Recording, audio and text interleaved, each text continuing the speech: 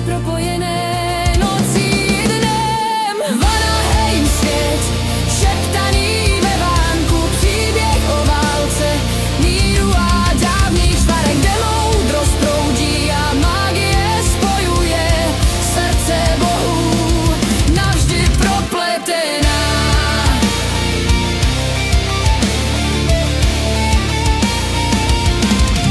Nelítostné bitvě povstali bohové rodu Vanir proti hrdému odhodlání bohů Asů. Válka, která otřásla posvátnými stromy, dokud dohoda nepřinesla mír.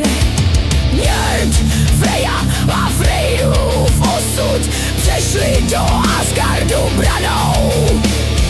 Mímirova moudrost, Hönirova milost, Vanirás tváří v tvář. Z dávných kořenů se větve kymácejí, světy propojené nocí i dnem. Vanaheim svět, šeptaný ve vánku, příběh o válce, míru a dávných svarech, kde moudrost proudí a magie spojuje srdce bohů, navždy propletená.